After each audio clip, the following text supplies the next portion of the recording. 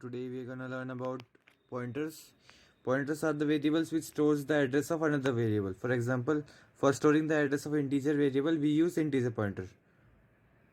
Same as that in float case and character case. So we are gonna make integer pointers today and perform many operations on it.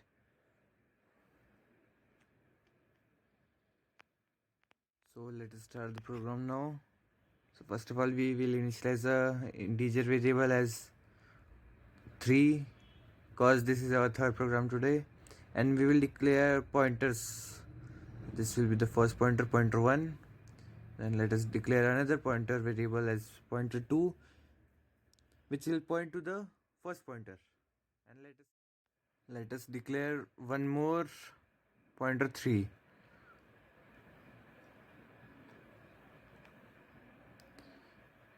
This will store the address of the second pointer, which is storing the address of the first pointer, which is storing the address of integer a. Now let us do printf. The value of a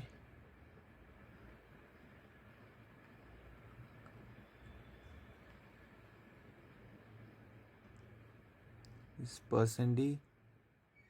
As I told you before also, if we were having a float variable, then we would have used %f, and if we were having a character variable, then we would have used %c. Now pointer 1 will be storing the address of a, pointer 2 will be storing the address of pointer 1, pointer 3 will be storing the address of pointer 2. So first of all, let us print the value of a using pointer 1, pointer 2 and pointer 3. So I'm gonna write those statements now. But we will be replacing a with pointer 1, pointer 2 and pointer 3. So watch carefully what I'm gonna write. Okay.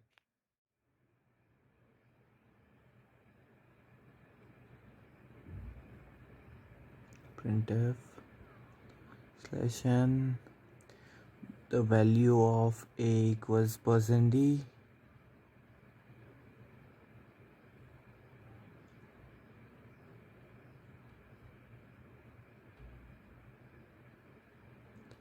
when we call it by using pointer 1,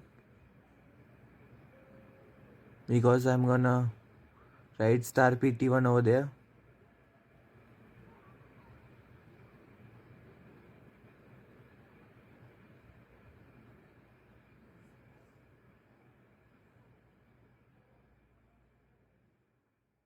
Now I'm gonna copy this line 2 more times. Okay. Pointer 2, this one by pointer 3, pt3,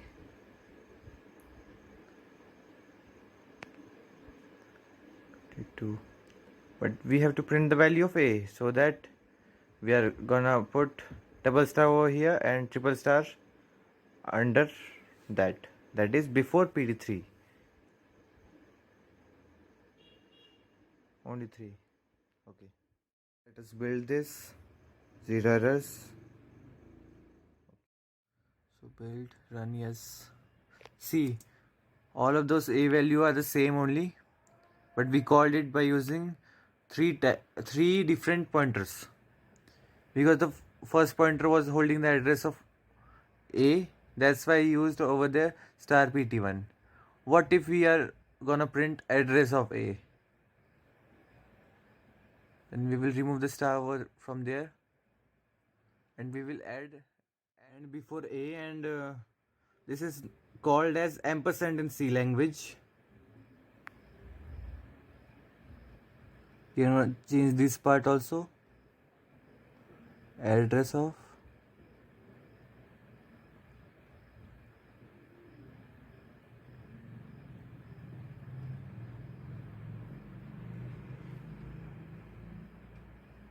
only one.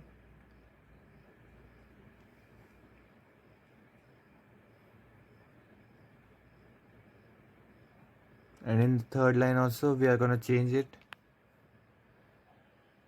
to an address. This will be printing the same value because PT1 was storing the address of A, but we used star PT1, so it printed address of A.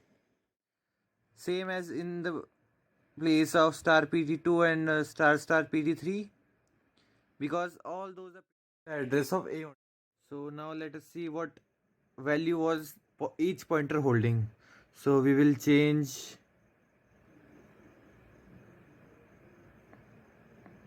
star PT2 to PT2.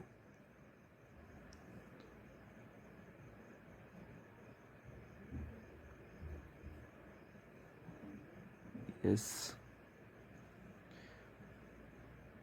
Okay, I'm gonna change the statement now.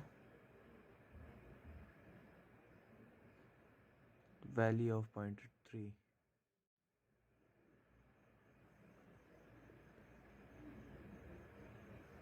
is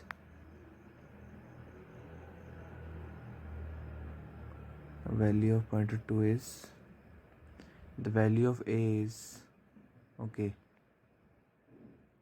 So I'm gonna remove the part from printf section, that if we write A in printf, okay, we are not gonna need that.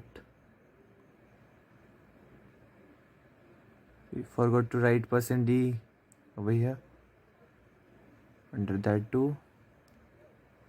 Okay, now pointer 3.